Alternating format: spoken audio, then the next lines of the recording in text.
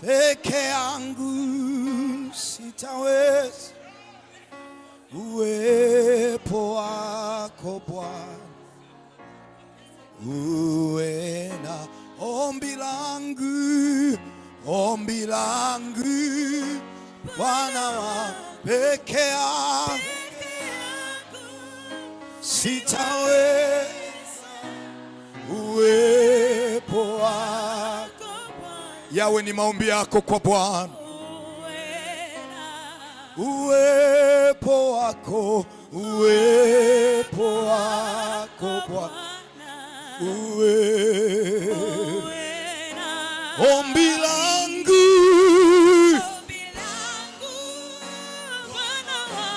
peke yangu sitaweza,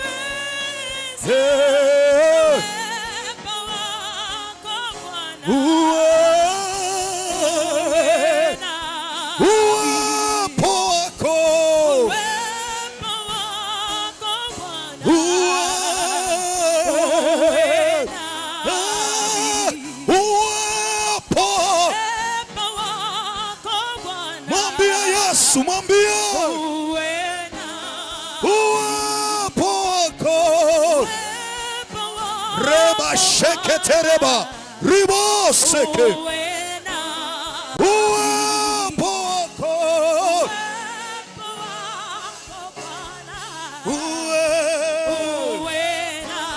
uwepo wako. Kwa Bwana, jiachilie kwa Bwana. Ombi langu Bwana wangu, peke yangu uwepo, uwe nami Bwana. Ombi langu Bwana wangu, peke yangu sitaweza. Mwinulie Bwana mikono, mwambie. Usiimbe kwa mazoea, usiimbe kwa mazoea. Ombi langu randereba shaka mandore kayandaraba reba kotekere rima rimando. Ombi langu, mwambie Yesu, peke yangu siwezi. Uwepo wako, uwepo wako,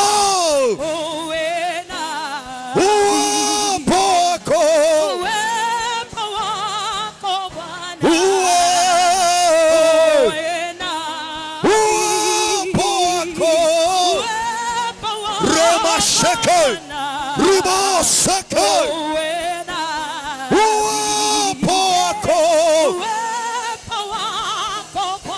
ongeza sauti, mwambie Bwana.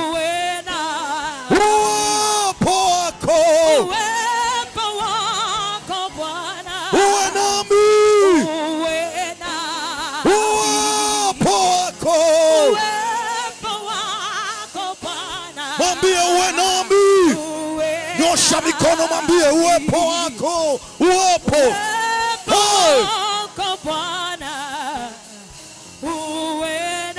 Kwa sauti, uwepo wako Bwana. Raba shanda rabako. Fungua sauti yako, mwambie Bwana. Mwambie uwepo wako wiki hii, uwepo wako uwe pamoja nami. Nataka nione wanaomba mbele za Bwana. Paza sauti yako, ndio. Paza sauti yako kwa Bwana.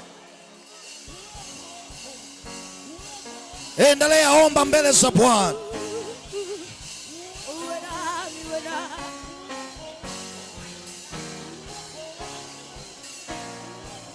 Endelea kuomba mbele za Bwana. Endelea tu kuomba mbele za Bwana.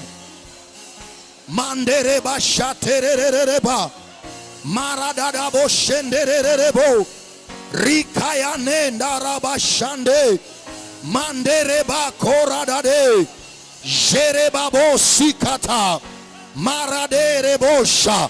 Paza sauti. Mtu wa Boma Ng'ombe, omba. Usinyamaze, ndio. Inua tu mikono juu, endelea kuomba kwa Bwana. Endelea tu kuomba kwa Bwana. Raba shandere bakorobosak. Mandere bashakararabasek. Rima shandere bakororobosak. Upako wa Alfa uwe pamoja nasi, e Bwana. Upako wa Alfa uwe juu yetu, e Bwana. Riba shandere bako roboko rabashaka. Paza sauti, nione kila mtu akiomba. Semina hii unakuja kuomba. Unakuja kuomba, omba. Fungua sauti yako, omba, ndio. Yes Lord. Fungua sauti yako, omba. Rabo shandaraba korobosek. Reba shandaraba. Kanisa wote tuinue mikono juu kwa Bwana. Inua juu kabisa mikono yako kwa Bwana. Ishara ya kumtaka Bwana na nguvu zake. Biblia inasema mtakeni Bwana na nguvu zake. Nyosha juu mikono. Fungua tu hiyo sauti. Mwabudu Bwana, ndio. Nataka nione kila mtu akiomba. Fungua sauti, omba. Fungua sauti, omba. Fungua sauti, omba. Fungua sauti, omba. Crash, crash. Reba shaka. Fungua tu sauti, omba, ndio. Ndio. Rebo shaka. Rebo shata ya dabo shaka. Reba shata. Fungua tu sauti yako, omba. Robo shandaraba seke. Reba bo shaka. Fungua sauti yako, omba, ndio. Paza sauti yako kwa Bwana. Paza sauti yako kwa Bwana. E Bwana,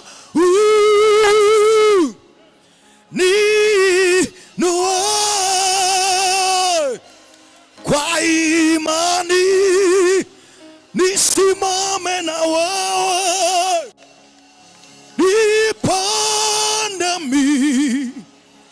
milima yote. E Bwana,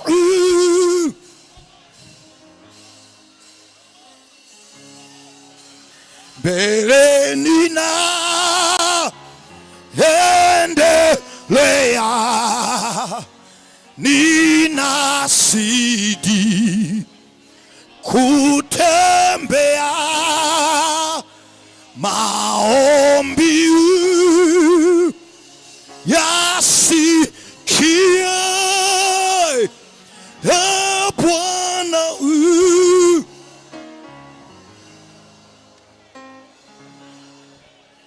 e Bwana, niinue kwa imani, nisimame, nipande milima yote. E Bwana, nipa. E Bwana,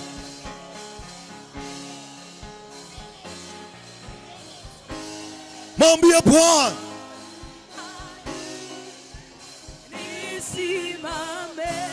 nipande milima yote. Milima yote Bwana. Hey. Hallelujah. Hey, Bwana, uninue kwa imani, nisimame na wewe,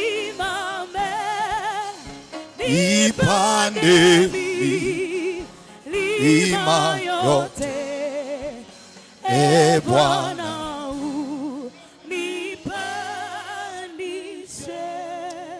nyanyua mikono juu, sema Bwana Yesu, Nyosha juu kabisa mikono. Umekuja kukutana na Bwana. Tii maelekezo ya madhabahu. Nyanyua juu kabisa hiyo mikono. Sema, Bwana Yesu, wiki hii ni wiki yangu ya kukutana na wewe, ya kuhudumiwa na wewe. Sema kwa sauti, Yesu. Sema Yesu. Sema Yesu. Ongeza sauti, sema Yesu. Sema Yesu. Aya, inua mikono juu. Nataka tumuite Yesu kama Bartimayo kipofu. Aliposikia Yesu anapita, alipaza sauti yake akamuita Yesu kwa nguvu. Akasema, Yesu. Nyanyua hiyo mikono juu. Nitahesabu mpaka 3. Ile mara ya 3 utaita hilo jina la Yesu kwa nguvu. Alafu endelea kuita. Na kuna nguvu itakuwa inapita kukubadilisha. Mwingine atasikia kurukaruka. Mwingine atasikia maneno mapya asiyoyajua. Wewe atamke. Mwingine utasikia wimbo. Utasema tu kadiri unavyosikia. Nyosha hiyo mikono juu. Yes. Mara ya kwanza. Mara ya pili. Mara ya 3. Yes, ita. Ita, ita, ita. Ita kwa nguvu, ita kwa nguvu. Endelea, ita kwa nguvu, ndio. Ita kwa nguvu, ndio. Endelea, endelea. Endelea, endelea. Endelea, endelea, endelea. Endelea, ndio. Kuna watu, Jesus. Jesus. Jesus. Ita kwa nguvu, ita. Ongeza, ongeza. Ita Yesu. Yesu. Yesu. Yesu. Endelea, ita, ita, ita, ita. Ita, ita. Remanderereba. Reko parade. Marandereba. Rikora na mandereba. Kuna watu wanapokea. Ni siku ya kwanza, lakini Mungu anakuhudumia. Ni siku ya kwanza, Mungu anayagusa maisha yako. Ni siku ya kwanza, Mungu anakutembelea. Robo korianda rabasa. Robo korianda rabako. Rika mando rabaka. Robo korabasika.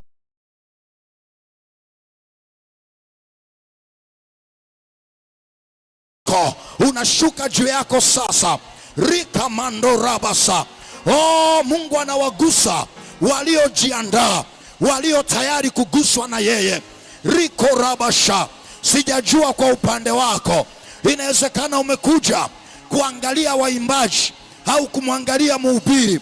Haujajiandaa kukutana na Bwana. Oh, robo sanda. Robo korabasha. Endelea, ita tu Yesu, ndio. Kuna watu wanapokea. Kuna watu wanapokea. Kuna watu wanapokea. Kuna watu wanapokea. Oh, ribo sanda. Robo korianda rabasa. Robo korabashaka. Ita Yesu. Yesu, ita. Ita, ndio, ita. Ita Yesu. Endelea, endelea, ndio. Endelea, ita Yesu, ndio. Ita Yesu, ndio.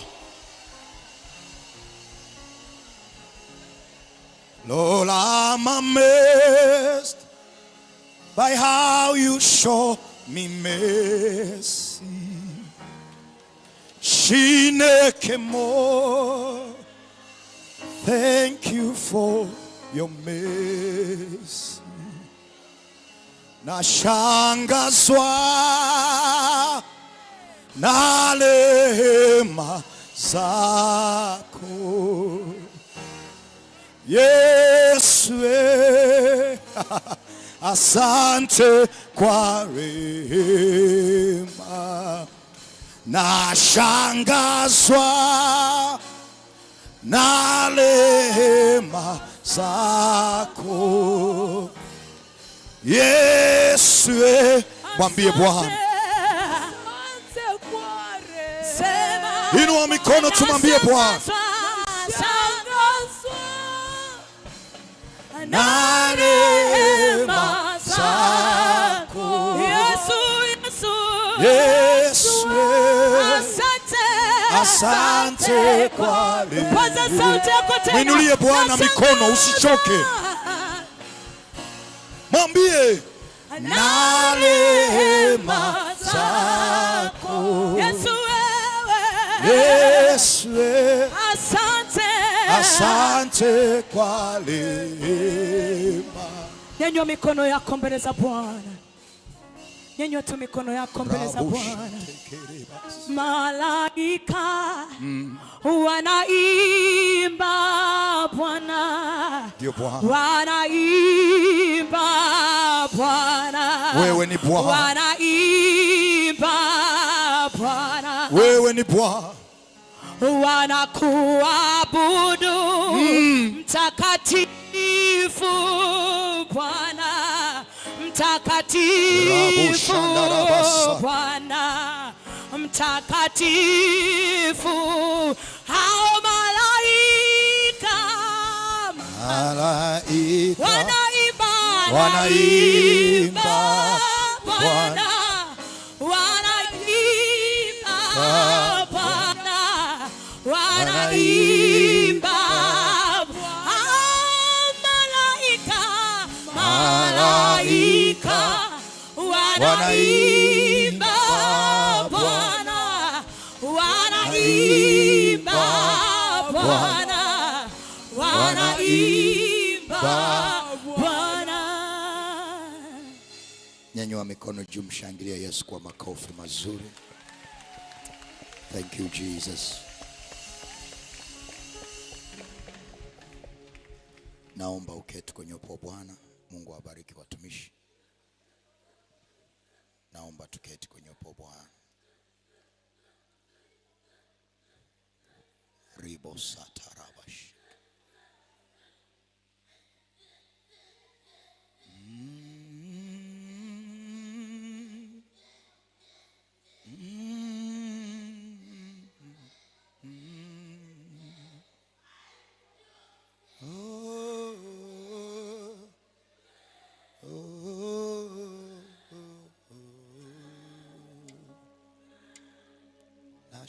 Nashangazwa na rehema zako Yesu, asante kwa rehema. Nashangazwa na rehema zako Yesu, asante kwa.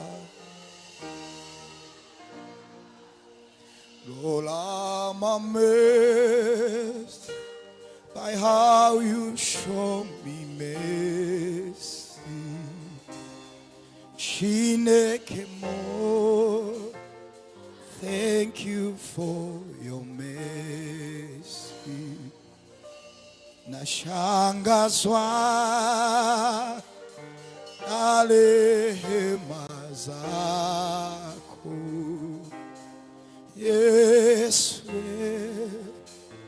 asante kwa kibodi kwa chini. Nashangazwa na rehema zako. Kuna mtu ilikuwa uangamie, lakini rehema za Bwana zimekusaidia. Ilikuwa ile ajali ikuue, rehema za Bwana zimekusaidia. Mwambie tu, nashangazwa na rehema zako. Rabushatarabase. Asante kwa rehema. Mwambie tena, nashangazwa na rehema. Ashukuriwe Bwana asiyetutoa kuwa mawindo kwa meno yao. Mitego inavunjika, nafsi zetu zinaokoka. Nashangazwa na rehema zako Yesu.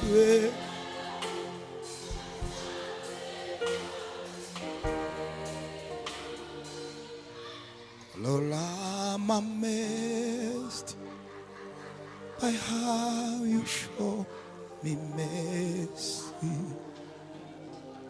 Chineke mo, thank you for your mercy.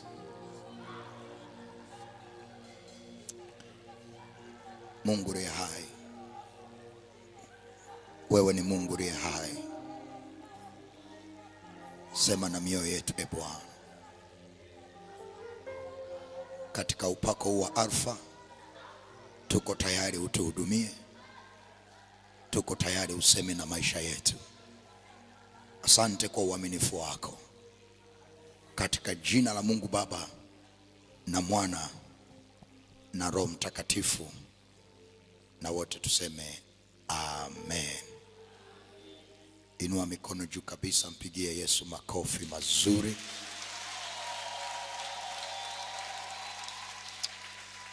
Amen. Leo ni siku yetu ya kwanza, na nitakuomba. Siku ya kwanza inakuwa na mambo mengi, lakini kwa neema ya Mungu kuanzia kesho tutawahi, na nitatamani saa 10:30 nisimame, tuwe na nusu saa ya maombi ya mwanzoni, na saa 11 kamili nianze kufundisha, na tukichelewa sana kumaliza iwe saa 12:15 tuwe tumemaliza ili uondoke. Sema amen. Kwa hiyo leo tuvumiliane, ni siku ya kwanza, lakini kuanzia kesho tutaanza kwa wakati na tutamaliza kwa wakati, ili na wale wanaotoka mbali waweze kupata uhuru wa kuhudhuria, lakini pia na uhuru wa kuwahi kuondoka. Sema amen. Basi chukua kalamu na daftari, na wiki hii unafundishwa na mwalimu by professional, kwa taaluma ni mwalimu. Kwa hiyo nitakagua notes na nitakagua pia na mwandiko. Kwa hiyo wale mnaokwaruza kama bata, utakutana na kalamu ya mwalimu. Bwana Yesu asifiwe. Haleluya. Andika somo ambalo Mungu ametupa, na usishangae somo hili kipengele cha asubuhi kiko kwenye somo hili huko mbeleni. Kwa hiyo andika hichi kichwa ambacho Mungu anatupa. Andika usichojua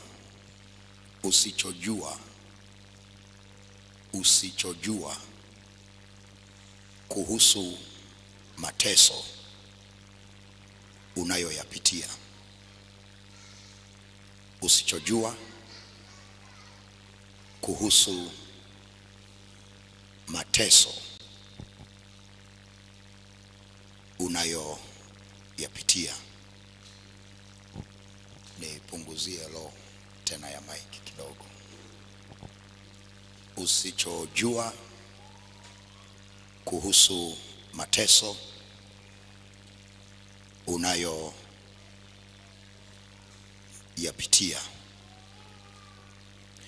Andika kitabu cha Wakolosai sura ya 1.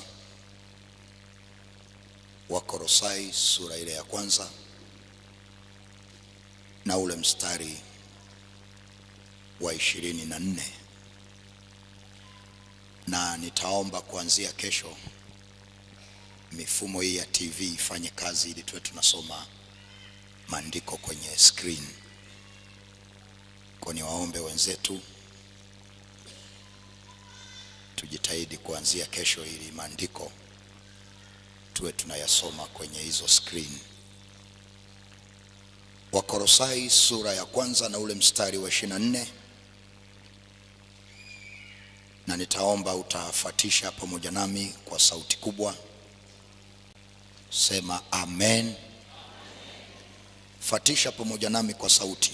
Sema sasa. Sema kwa sauti kubwa, sasa nayafurahia mateso nilionayo kwa ajili yenu, tena nayatimiliza katika mwili wangu yale yaliyopungua ya mateso ya Kristo kwa ajili ya mwili wake, yaani kanisa lake. Sema tena kwa sauti, sasa nayafurahia mateso nilionayo. Tazame jirani, mwambie sasa. Kazie macho kabisa, afu tabasamu. Hata kama umelala njaa hata kama una vita kubwa, tazame jirani, mwambie sasa nayafurahia mateso nilionayo. Mbona umwambie jirani uliyeka naye? Mwambie na mwingine, mwambie sasa nayafurahia mateso nilionayo. Tazame na mwingine tena kwa sauti, alafu tabasamu, mwambie sasa nayafurahia mateso nilionayo. Alafu mwambie macho ubaoni. Bwana Yesu asifiwe. Nataka unisikilize, na kuna kitu ambacho Mungu anataka tukitazame, ambacho ninaamini kitakusaidia na kitakuinua imani yako na moyo wako tena. Wakati nilipokuwa ninasoma huu mstari, nilishangaa sana nilichokisoma.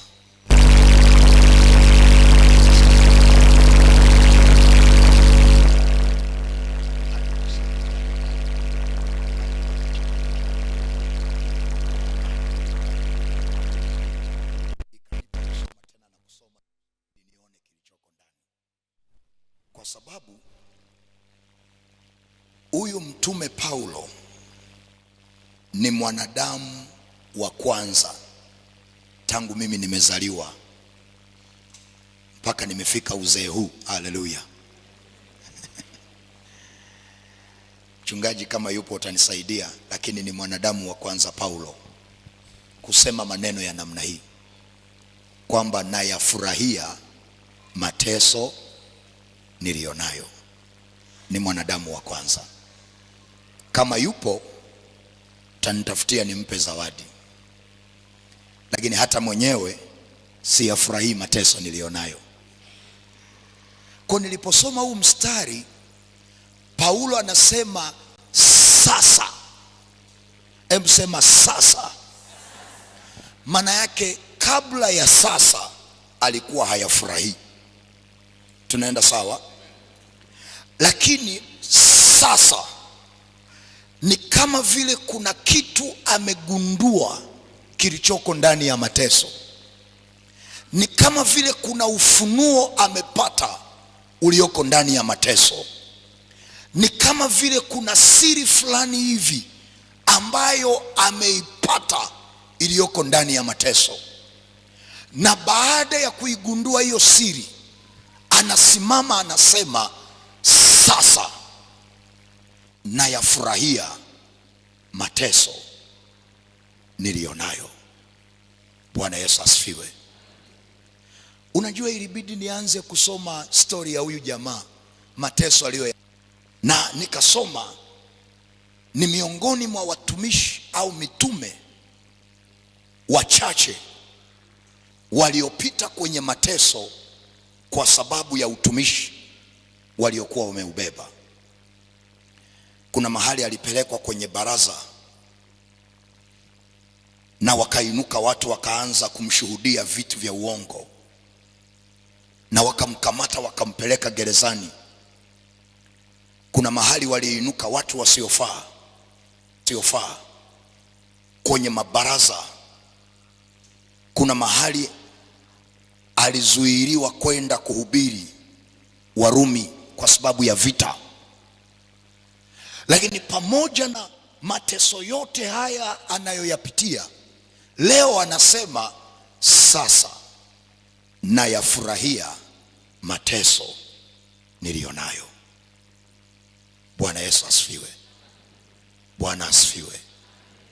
Ni wangapi wanayafurahia mateso walionayo? Au usiseme uongo.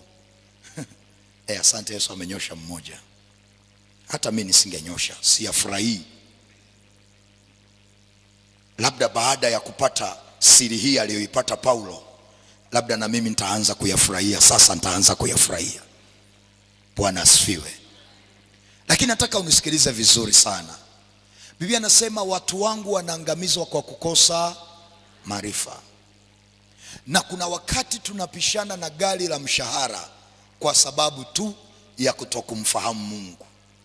Lazima kuna siri ambayo Paulo aliifahamu, ambayo inamfanya jamaa anapelekwa gerezani anasema nayafurahia mateso nilionayo.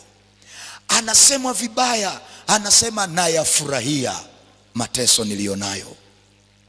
Akipigwa, akivuliwa nguo na kudhalilishwa na kupigwa na kufanyiwa kila aina ya jambo baya, leo anatuambia nayafurahia mateso nilionayo. Wakati kuna mtu uko hapa unatembea unasema why me? Kwa nini mimi tu?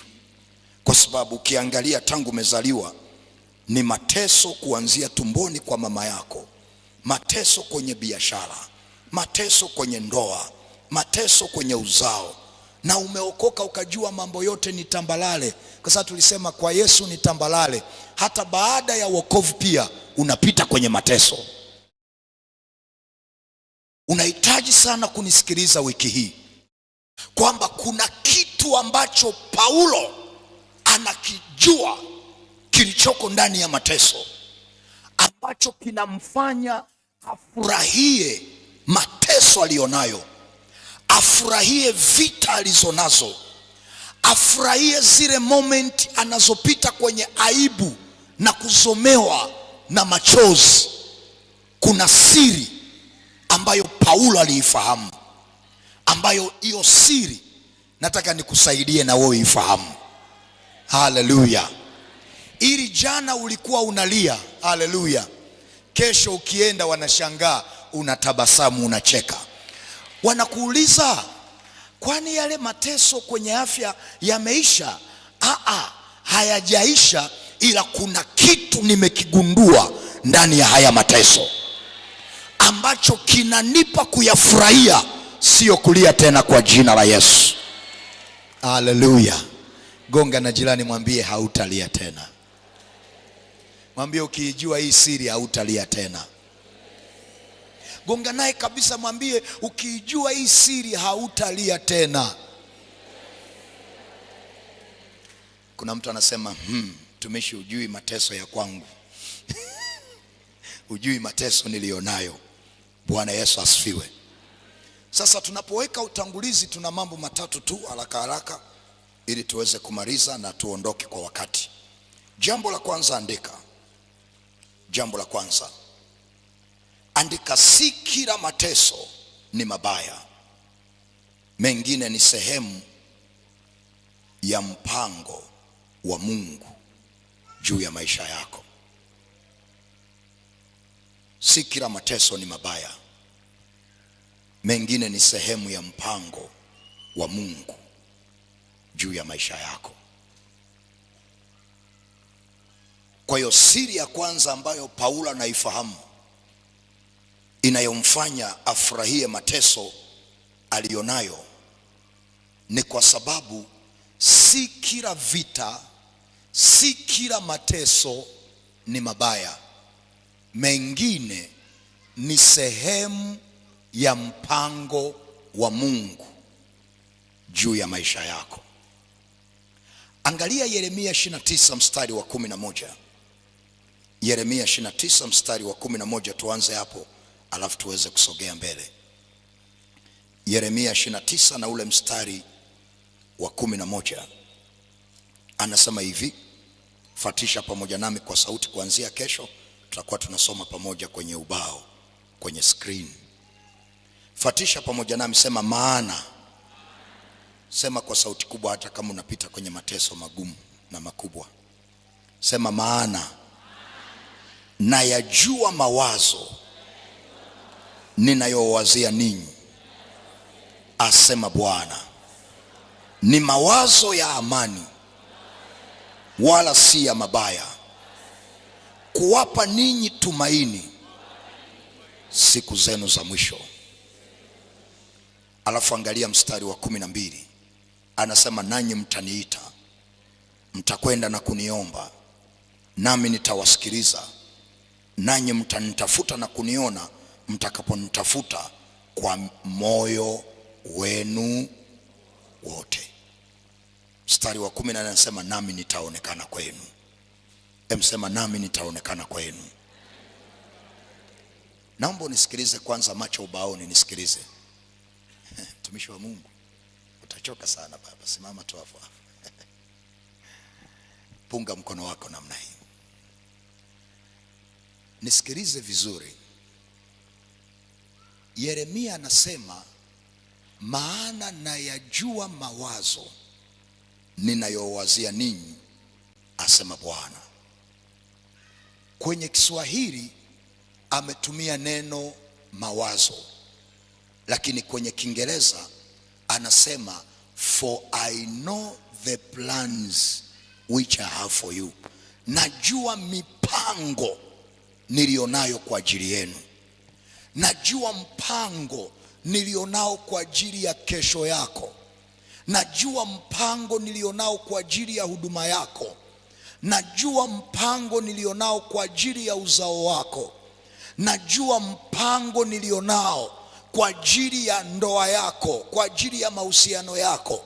Lakini ule mstari unaofuata anasema, huu mpango na ujua mimi, ila wewe bado hujaujua. Ili uweze kuujua, anasema nanyi mtaniita. Haleluya. Na kunitafuta. Kwa nini tunamuita na kumtafuta? Ni ili tuweze kujua ile mipango alionayo kwa ajili ya maisha yetu. Kwa maneno mengine, usipomuita na kumtafuta, huwezi kujua alichokipanga juu ya maisha yako. Tunaenda pamoja? Anasema mimi najua nilichokupangia. Lakini ili na wewe ukijue, lazima uniite na unitafute. Na ukishaniita na kunitafuta, anasema nitaonekana kwako. Maana yake nitakaa na wewe, nitakuonyesha nilichokupangia. Haleluya. Lakini pia si tu kwamba nitakuonyesha nilichokupangia, ila nitakuonyesha na njia. Sema njia. Sema kwa sauti, njia. Anatuonyesha njia za nini? Anazotumia kutimiza mipango yake juu ya maisha yetu. Amen. Punga mkono wako namna hii. Unisikilize mtu wa Mungu. Niliposoma hii habari ya Paulo kwamba sasa nayafurahia mateso yangu, ili nikumbusha vitu vingi sana. Kwa sababu kuna mtu akipita kwenye mateso anakimbilia kusema ni shetani, anakimbilia kukemea, anakimbilia kusema ni laana. Lakini kuna mateso mengine ni sehemu ya ule mpango Mungu alionao juu ya maisha yako. Ni sehemu ya ule mpango. Kwa mfano, kuna dada yangu mmoja, Mungu alimsemesha, nataka nikuinue uwe bosi wa hii kampuni kwenye nchi yote hii ya Tanzania. Ile kampuni ilikuwa na matawi mengi sana. Yule sister akafurahi, Mungu amenisemesha, anaenda kuniinua. Mungu amemuonyesha mpango, ila hajamuonyesha njia. Tunaenda pamoja? Kwa yule dada akafurahi sana, akanitafuta akambia, mwalimu niombee, kuna hiki Mungu amenisemesha, niombee kitimie. Kaambia, dada uko tayari tuombe? Akasema ndio. Haleluya. Akasema, mtumishi tena nina sadaka kabisa ya kusindikiza na haya maombi. Kaambia, dada uko tayari tuombe? Akasema ndio. Kaambia, piga magoti tuombe. Tukaanza maombi. Tulipomaliza maombi, akarudi ofisini. Sasa angalia, sema ehe. Alivyorudi ofisini baada ya maombi, vita ikainuka kazini. Akachukiwa na kila mtu. Wakainuka watesi wanaomsemea vitu vigumu sana.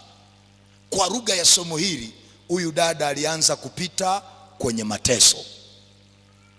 Sasa kwa sababu hajajifunza siri alionayo Paulo, huyu dada akanitafuta, akaanza kunichamba. Kwa sababu ni Paulo peke yake anayafurahia mateso, hata mwenyewe si yafurahii. Haleluya. Tazame jirani, muulize, wewe unayafurahia kweli? Yaani hata unavokaa unaonekana kabisa kwamba uyafurahii. Haleluya. Tazame jirani alivyokaa. Kwa hiyo sema ehe. Kwa hiyo huyu dada akanichamba, akasema, yani watumishi wengine wa siku hizi, yani nyie watumishi vijana, mimi nimekuomba uniombee ili kile Mungu alichonisemesha kitimie, nipandishwe cheo. Wewe unaniombea halafu naanza kupita kwenye mateso. Hivyo ndivyo tulivyokubaliana. Alinipa kichambo kimoja kitakatifu sana, na akasema, kuanzia leo na kublock. Mimi nimekuambia niombee ili kile Mungu alichoniambia kitimie. Wewe unaniombea alafu naanza kupata matatizo, na kublock. Na kweli akaniblock.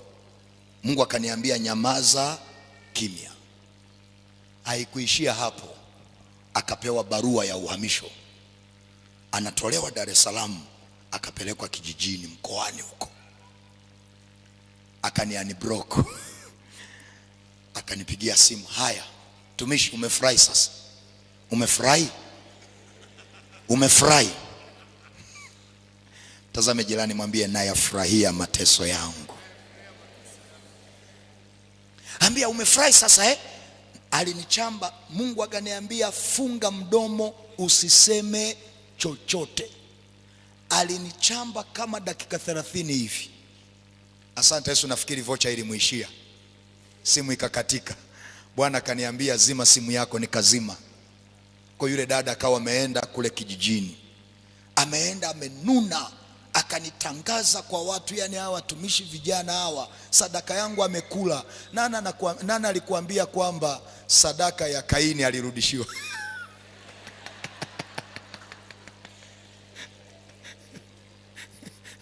Haleluya. Mungu afanye asifanye sadaka. Punga mkono wako namna hii, nisikilize tu utanielewa. Kwa hiyo yule dada akaenda kule kijijini mwezi wa kwanza.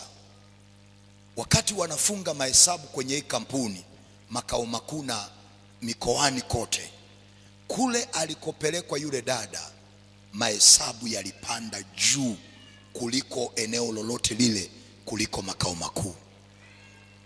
Mwezi wa pili tena ikapanda, mwezi wa tatu tena hivyo hivyo. Yule mwenye kampuni akasema, no, huyu dada ana kitu huyu.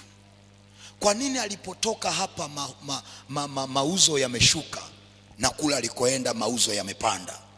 Ikabidi aanze kumfuatilia. Akagundua kwanza yule dada ni msomi na ni mchapakazi na ni mtu ambaye ni mwadilifu. Kwa yule mwenye kampuni akamwandikia dada barua ya uhamisho, kumtoa kule alikokuwa amepelekwa kijijini na kumrudisha Dar es Salaam makao makuu, na akampa kuwa kiongozi wa kitaifa wa hiyo kampuni. Hayo sio makofi ya watu wanaonielewa. Huyu dada ninaamini hili somo sasa la leo analielewa. Si ndio eh? Ninaamini ukikutana naye sema sasa nayafurahia mateso yangu. Kwa sababu aliporudishwa makao makuu akaniunblock. Akasema, apostle, kuna muujiza hapa. Hadi nyie mnaifahamu? Hey, mchungaji wanaijua hiyo? Punga mkono wako namna hii. Akanitumia message ya kwanza, sema wewe ni mtumishi wa Mungu kweli kweli. na wewe ni mwalimu naye kupenda. Maombi yako yana nguvu. Ila alipopita kwenye mateso haleluya, kuna mtu ananielewa Hebu sema sasa nayafurahia mateso yangu. Yule dada akasema, mtumishi, yani Mungu akubariki sana. Yani mtumishi, kabla sijaja kwako nilipata shuhuda nyingi, watu wengi uliowaombea. Yani mtumishi, nakushukuru. Hapo sasa Mungu ameshatimiza mpango aliokuwa nao juu yake. Lakini angalia namna alivyoutimiza. Ameutimiza kwa njia ya mateso. Kwa nini? Huyu dada angeendelea kubaki makao makuu, asingeonekana kama mchapakazi. Kwa inabidi Mungu akutengenezee tukio fulani hivi ambalo leo litakuumiza na utalia mpaka makamasi na utaimba, Mungu wangu wewe wajua sababu.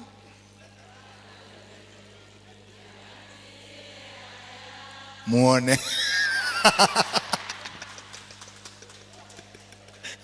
haleluya. Ukitoka hapo, wale wakatoliki wenzangu wale, unaanza, Mungu wangu mbona umeniacha mimi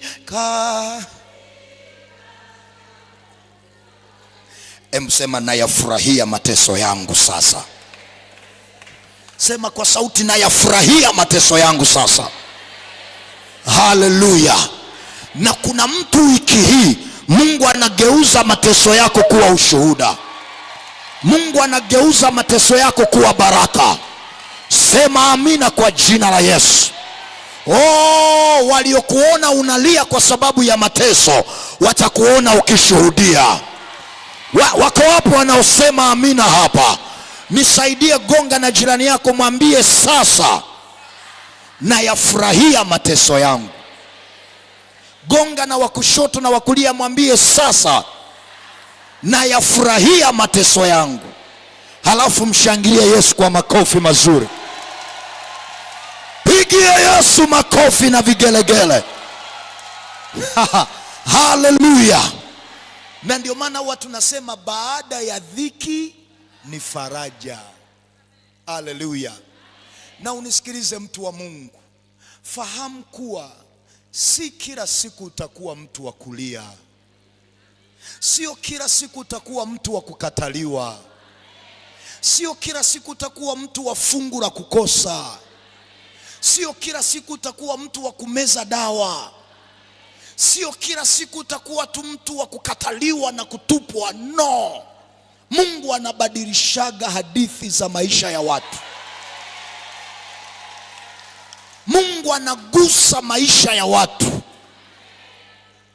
Kama yule dada Hana alilia na kuchokozwa na Penina kwa muda mrefu, unajaza choo, lakini majira ya Mungu yakafika, Mungu akabadilisha hadithi ya Hana.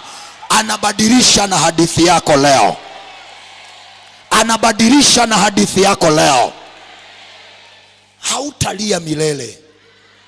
Hautakataliwa milele. Hautakuwa mtu wa mateso milele. Kila tatizo lina expiring date yake. Na mimi natangaza expiring date ya mateso unayoyapitia. Sema amina kama unanielewa. Wale walioona machozi yako wataona na kicheko chako. Wale walioona ukikataliwa wataona ukipokelewa kwa jina la Yesu. Gonga na jirani, mwambie nayafurahia mateso yangu. Gonga naye kabisa kwa nguvu, mwambie nayafurahia mateso yangu.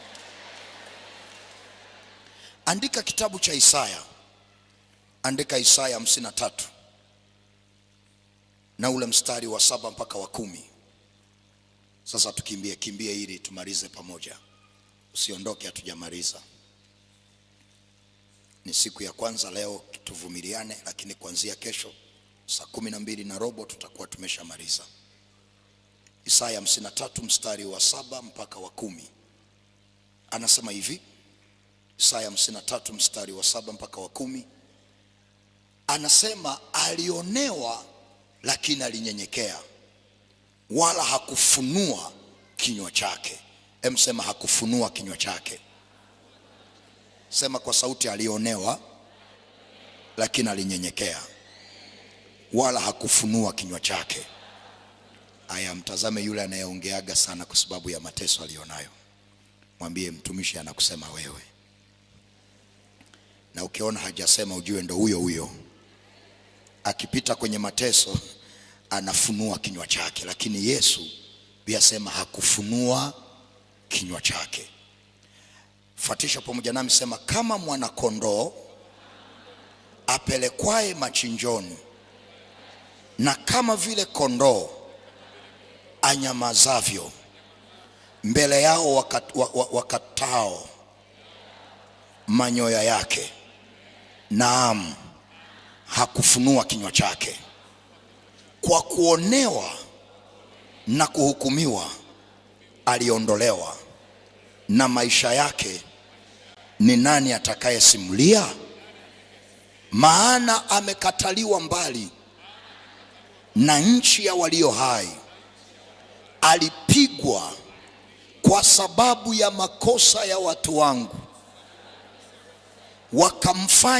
wakamfanyia kaburi pamoja na wabaya na pamoja na matajiri katika kufa kwake, ingawa hakutenda jeuri, wala hapakuwa na hila kinywani pake.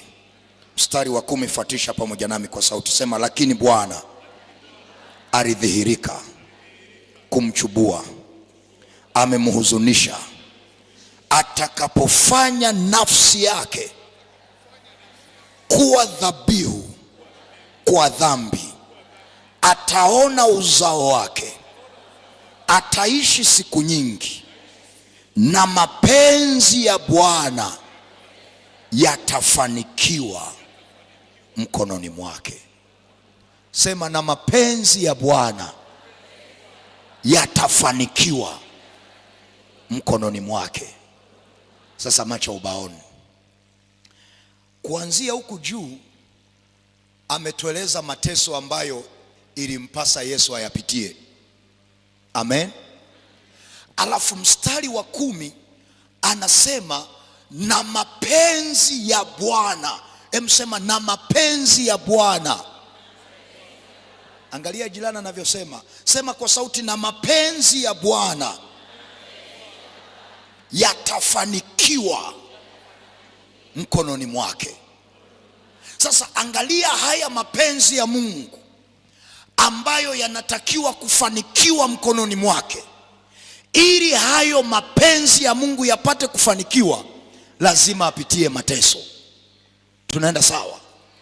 Kwa lugha nyingine, haya mateso aliyoyapitia hayakuwa mabaya, yalikuwa yamebeba makusudi ya Mungu.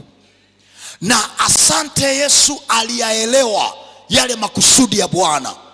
Na ndio maana wakati anapitia mateso, maandiko yanasema hakufungua kinywa, kwa sababu alijua ya kwamba haya mateso yamebeba mapenzi ya Mungu.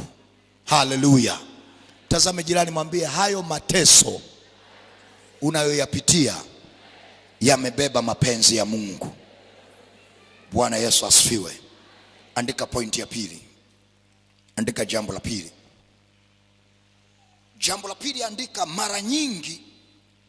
Andika mara nyingi Mungu huwa anawainua watu na kuwaongeza kimaisha kwa njia ya mateso au katikati ya mateso.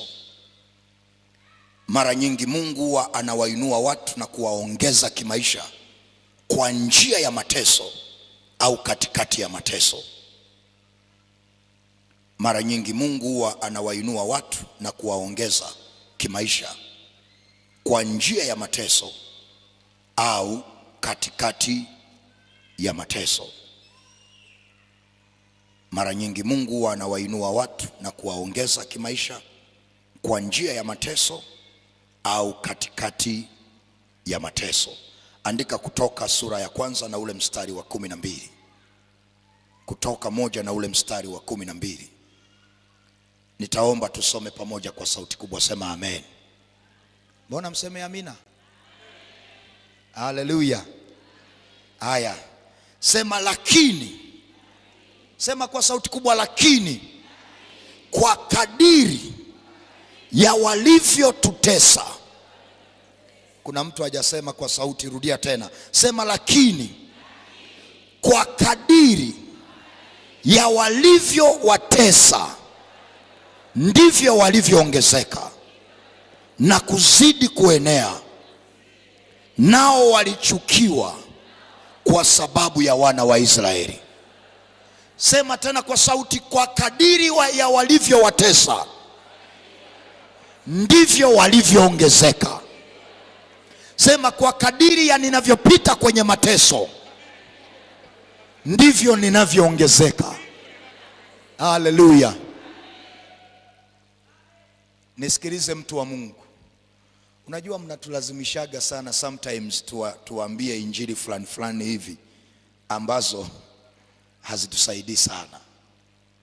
Kwa sababu tunaweza tukakwambia nenda kaongezeke, nenda kabarikiwe, lakini formula ya Mungu ya kuwaongeza watu lazima wapite kwenye mateso. Are we together? Na ndio maana unaweza ukaombewa, umetamkiwa baraka, lakini baada ya hapo ndio vita kwenye biashara inainuka, ndio vita kwenye uzao unainuka. My dear, lazima ujue. Ndio maana Paulo anasema nayafurahia mateso yangu sasa. Kwa nini? Mungu anapotaka kuwaongeza watu, anapotaka kuwainua watu, maandiko yanasema kwa kadiri ya wanavyokutesa ndivyo utakavyoongezeka. Kwa kadiri ya watakavyokuloga ndivyo utakavyoongezeka. Kwa kadiri wanavyokukalia vikao vya fitina ndio jina lako linapata kibali. Sema amina kama unanielewa. Na sisi wengine ndio wale ambao ili tuweze kuongezeka lazima tupite kwenye mateso kwanza. Ili tuweze kuinuka lazima tupite kwenye mateso kwanza. Na mimi nimetumwa wiki hii kukutangazia ya kwamba hayo mateso yamebeba maongezeko kwenye maisha yako, yamebeba baraka kwenye maisha yako. Sema amina kama unanielewa. Kwa kadiri ya wanavyokuchukia, Bwana akakuongeze kwa jina la Yesu Kristo. Wako wapo wanaosema amina hapa? Kwa kadiri ya wanavyokuloga ndivyo Bwana akakuongeze kwa jina la Yesu. Wako wapo wanaoongezeka wiki hii? Sema napokea maongezeko. Sema kwa sauti kubwa, napokea maongezeko. Angalia jirani anavyosema. Sema kwa sauti, napokea maongezeko. Sasa sema ehe. Maandiko yanasema Farao akasema hawa watu wana uzazi sana, ili wasiendelee kuzaa na kuongezeka tuwatendee kwa akili. Na Farao hakujua ya kwamba si kila mateso ni mabaya. Na maandiko yanasema kwa kadiri ya walivyowatesa kanda rabashaka ndivyo walivyozidi kuongezeka. Kwa kadiri ya wanavyowatesa biashara zao zinaongezeka, maisha yao yanaongezeka. Sema amina kama unanielewa. Okay, labda ngoja niseme hivi. Kama unafikiri natania, nenda kampige chula teke, mkasirikie, alafu uone anakukela, alafu kadiri unavyompiga teke unamsaidia afike mapema. Haleluya, haleluya.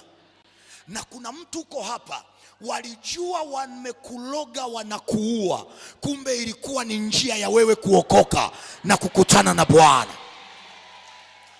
Walijua wanakuchafua kazini, kumbe ilikuwa ni njia ya kukutambulisha. Sema amina kama unanielewa. Nisaidie, gonga na watu wawili, waambie mateso yamebeba maongezeko. Mateso ninatamka jioni ya leo, hayo mateso uliyoyapitia Bwana yageuze kuwa maongezeko kwako, ayageuze kuwa baraka kwako. Sema amina kama unanielewa. Wanapokukalia kikao ofisini, wanajua wamekumaliza, waambie sisi ndio wale ambao tunaongezeka katikati ya moto, tunaongezeka katikati ya mateso. Wako wapi wanaosema amina hapa? Sema amina kama unanielewa. Mtu wa Bomang'ombe sema amen. Ninatamka jioni ya leo, hayo mateso yako Bwana yatumie kukuongeza. Sema amina. Bwana yatumie kukuinua. Sema ninainuka. Sema kwa sauti, ninainuka. Wangapi wanainuka? Wangapi Bwana anabadilisha mateso yao kuwa maongezeko? Gonga na watu watatu, waambie tuonane mwakani majira kama haya. Tuonane mwakani majira kama haya. Gonga na watu watatu. Waliona machozi yako, hayo machozi hawakujua yamebeba maongezeko. Wako wapo wanaosema amina hapa? Hawakujua yamebeba baraka za Bwana kwenye maisha yako. Sema amina. Wako wapo wanaoyafurahia mateso yao leo? Walipokupiga teke wakajua wamekumaliza. Walikukutanisha na mtu aliyeandaliwa kukusaidia. Sema amina kama unanielewa. Kuna mtu hajaelewa. Kwa kadiri ya walivyotutesa ndivyo tulivyoongezeka. Ili Yusufu akutane na mtu wa kumtambulisha Ikulu. Hujasikia? Ili Yusufu akutane na mtu wa kumtambulisha Ikulu, lazima atengenezewe kesi ya kubaka. Hey, haleluya. Na yule anayetengeneza kesi hajajua mateso yamebeba kitu gani. Ataenda kunywa juice ya kwamba nimemweza, nimemmaliza. Hey, kumbe Mungu alitaka Bwana kupitia hayo mateso uende mahali ambapo ameshaandaa mtu wa kukusaidia. Wako wapo wanaosema amina hapa? Ameshaandaa mtu wa kukutambulisha mahali. Sema amina kama unanielewa. Watu wa Bomang'ombe, haleluya. Unajua sasa ndo namuelewa Paulo kwamba ninayafurahia mateso yangu sasa. Halo? Tazama jirani, muulize, unayafurahia mateso yako sasa? Okay. Kuna mtu ili upate akili ya kujenga, ilibidi yule mama mwenye nyumba nenda kampe sadaka. Kampe sadaka. Kampe sadaka. Ili uwe na akili za kuanzisha biashara yako, ilibidi yule aliyekuajiri asikulipe mshahara ya miezi 3.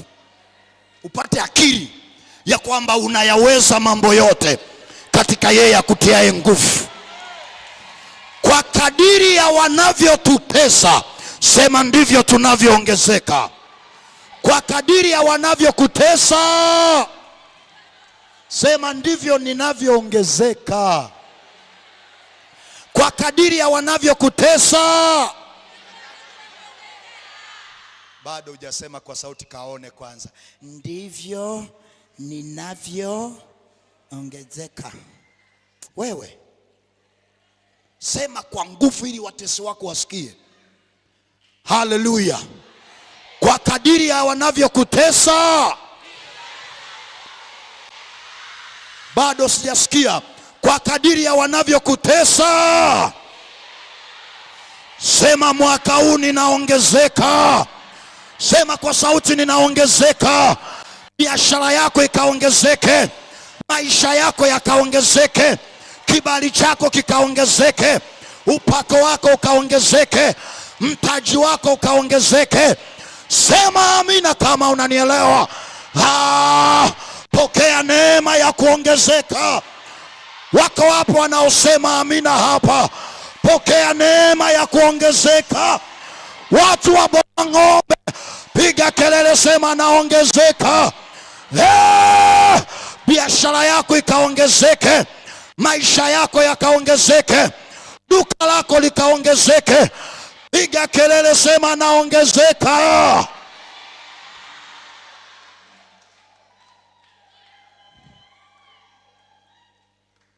Sema nayafurahia mateso yangu leo. Sema kwa sauti kubwa, nayafurahia mateso yangu leo. Wangapi wameanza kuelewa? Sikia, ili mimi niokoke leo niwe mtumishi, mimi nimezaliwa kwenye familia ya Wakatoliki. Ili niokoke niwe mtumishi, ilibidi mjomba wangu ambaye ni mganga wa kienyeji aniloge. Nikachanja na chale ninazo za kutosha, lakini kumbe Mungu kupitia yale mateso alitaka kutengeneza mtumishi wa Bwana. Alitaka kutengeneza mtumishi wa Bwana. Ni vile tu hatumwelewagi Mungu. Ndio maana Paulo anasema nayafurahia mateso yangu sasa. Kwa nini? Kwa kadiri ya wanavyotutesa ndivyo tunavyo. Nisikilize, moja ya kosa ambalo shetani mpaka leo anajuta ni kumpitisha Yesu kwenye mateso. Kwa sababu alipokufa akafufuka, Biblia sema alifufuka na mazao mengi. Alikuwa mmoja, lakini leo yuko kila mahali. Anatawala kupitia miguu yetu sisi tuliookoka. Are we together? Kwa hiyo ili na Yesu aweze kuongezeka, kuzaa matunda, ilikuwa ni lazima apite kwenye nini? Kwenye mateso. Na kama unafikiri Natania, yani tukuache tu kazini, yani wakuache tu kwenye familia, wakuache tu hata kanisani, tukuache, yani usiwe hata na ka stress kokote kale, nakwambia hakuna kitakachozaliwa kwenye maisha yako. For sure nakwambia. For sure nakwambia. Kila mahali ushangiliwe, anapita huyo. Wewe hakuna kitakachozaliwa. Mwambie jirani, mambo makubwa yanazaliwa kwenye mateso. Kazie macho, mwambie mambo makubwa yanazaliwa kwenye mateso. Nikupe mstari wa mwisho au tumalizie hapa? Tuishie hapa. Sasa hivi vitu hivi, hebu vifanyie utaratibu, visikae hapa. Kuna mtu anatazama hapa kwenye mtandao, tunamtia majaribuni. Tunamtia majaribuni. Bwana asifiwe. Haleluya. Andika kitabu kile cha Danieli sura ya 6. Danieli sura ya 6 na ule mstari wa 28. Danieli sura ya 6 na ule mstari wa 28. Tumalize na hii story alafu tuweze kuondoka, tukutane tena kesho. Danieli sura ya 6 mstari wa 28. Nitaomba usome pamoja nami kwa sauti kubwa, sema amen. Changamka basi, yafurahie mateso yako. Haleluya. Sema amina. Haya, sema pamoja nami kwa sauti kubwa, sema basi Danieli huyo akafanikiwa katika enzi ya Dario na katika enzi ya Koreshi Mwajemi. Sasa sema ehe. Kuna mtu yuko, baba nifanikishe kama Danieli. Baba, role model wangu ni Danieli. Unajua mahali alikopita mpaka akafanikiwa? Danieli, andika Danieli sura ya 6 mstari wa kwanza Nenda kasome, nitakuelezea alafu nitakuwa namaliza. Soma mstari wa kwanza mpaka wa 24. Danieli 1 tunamaliza, Danieli 6:1 mpaka 24, lakini nikuelezea alafu tunamaliza. Tutakutana tena kesho. Ukisoma story ya Danieli, maandiko yanasema alibahatika kupata kibali, emsema kibali, kuliko maliwali wote, mawaziri wote na makuhani wote. Na huyu mfalme akaazimu kumweka Danieli awe mkubwa juu yao. Kwa lugha ya leo tungesema Danieli awe waziri mkuu. Kwa hiyo hawa wenzake wakamchukia, wakakasirika kwamba kwa nini awe Danieli? Kwa nini awe Danieli? Biblia inasema wakaitisha kikao cha dharura. Wakasema tunammalizaje Danieli? Wakasema huyu mshikaji huyu, ili tuweze kumwangusha lazima tumtafute katika mambo ya Mungu wake. Kwa hiyo wakatunga sheria kuzuia mtu yoyote asiombe. Amen. Na ile sheria ilipopitishwa, Daniel akasema msinitanie. Haleluya. Biblia anasema baada ya hilo tamko akaomba mara 3 kwa siku. Na tena anasema akaenda dirishani, yani anaomba dirisha liko wazi. Kwa anaenda kwenye lile dirisha, anatoa kichwa nje, anaanza rabababababababa reba sheketeke payaba, mara 3 kwa siku. Ndio wale waliokuwa wanamtafuta wakamkamata, wakaenda kwa mfalme ambia kumbuka sheria uliotunga. Na ndio Danieli akakamatwa, akapelekwa kwenye tundu la simba. Bwana asifiwe. Sema amina kama unanielewa. Na alipotupwa kwenye lile tundu la simba, kuna watesi walisema, "Oh, thank you Jesus." Walimshukuru Mungu, wakagonga na cheers. Wanasema tumemmaliza Danieli. Danieli ya maisha. Lakini hawajui kwamba sisi wengine tunafanikiwaga katikati ya nini? Ya mateso. Alipotupwa kwenye lile tundu la simba, maandiko yanasema Mungu akaagiza malaika wakakamata yale makanwa ya simba. Badala ya wale simba kummeza Danieli, akaanza kupiga nao story. Anawaambia yale masimba shalom shalom. Anaambia mna ndevu nzuri, yani haleluya. Yale majamaa waliomshtaki Daniel wasema huyu Daniel ameshaisha, huyu ameshaisha, kuisha habari yake. Hawajui ya kwamba kuna siri Paulo anayo juu ya mateso ambayo tunayapitia.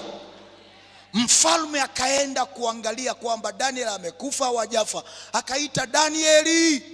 Daniel akasema jana na leo. Hebu sema jana na leo.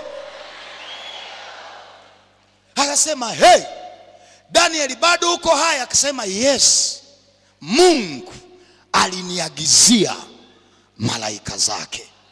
Kumbe katikati ya mateso tunayopitia, Mungu anatuagizia malaika zake. Na mimi nakuombea Mungu akuagizie malaika kwa jina la Yesu. Hizo amina sio za watu wanaonielewa. Sema amen. Daniel anasema Mungu aliniagizia malaika, na hawa malaika walikamata makanwa ya simba. Biblia sema mfalme akasema kuanzia leo, kwanza kamata hao waliomshtaki Danieli walete, tupa huko. Biblia sema kabla hawajafika hata kwenye lile shimo, simba waliwapokea juu, wakawalalua mpaka mifupa. Lakini mwamba anaitwa Danieli alipiga nao story. Haleluya. Ninakuombea ukapige story na simba waliotumwa kukuzuru, ukapiga nao story. Haleluya. Wametuma uchawi kukumaliza, wanashangaa uchawi hautakuzuru kwa jina la Yesu. Sasa Danieli alipovuka hapo, maandiko yanasema ndipo Danieli akafanikiwa. Emsema akafanikiwa.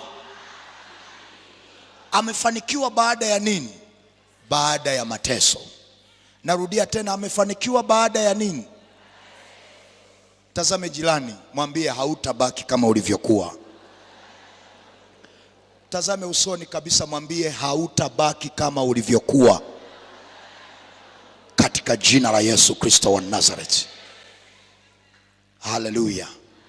Nyanyua mikono yako juu kwa Bwana. Nyanyua mikono yako juu kwa Bwana.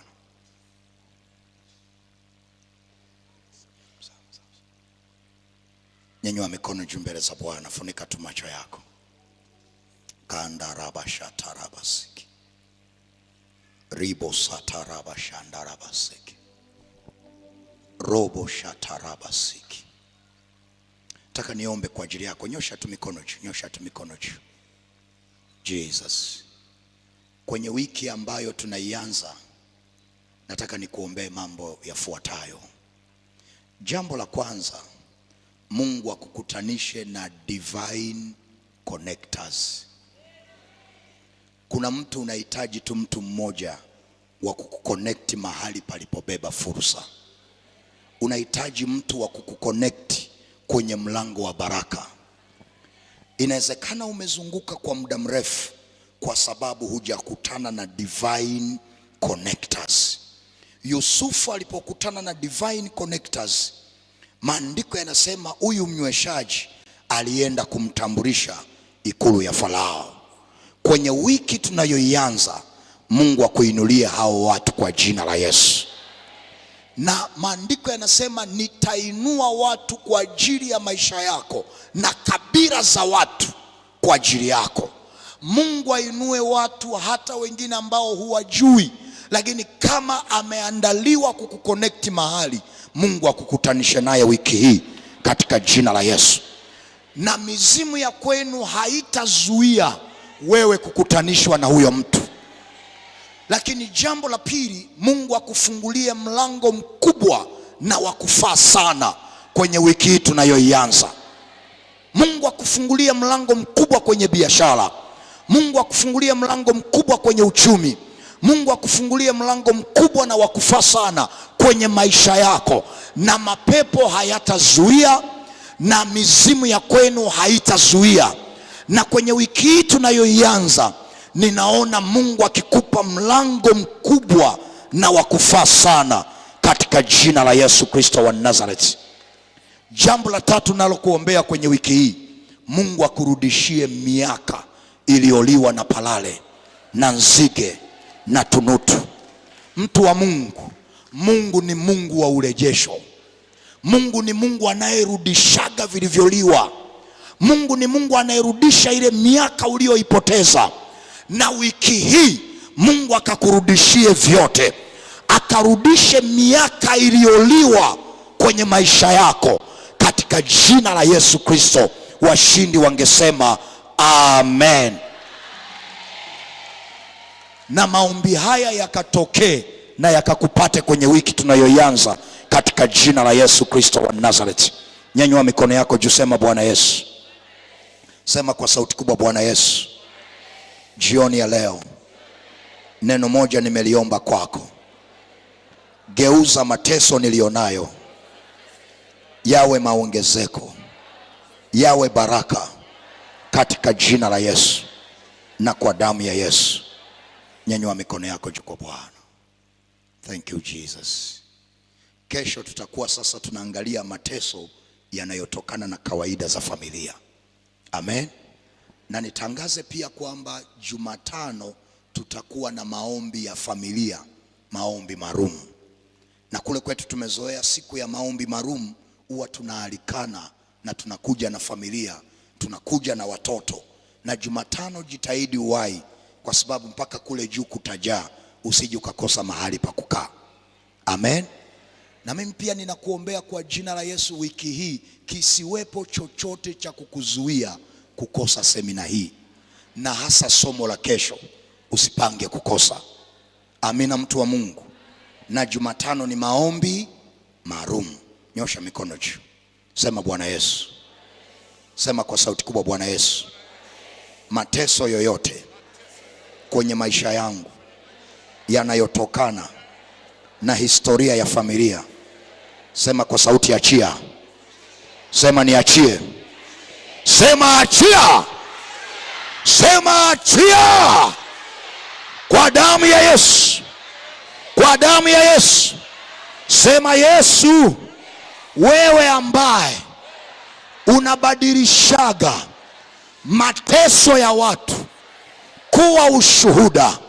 Sema Yesu, badilisha na mateso yangu yawe baraka, yawe ushuhuda. Kwa damu ya Yesu. Kwa damu ya Yesu. Kwa damu ya Yesu. Kwa damu ya Yesu.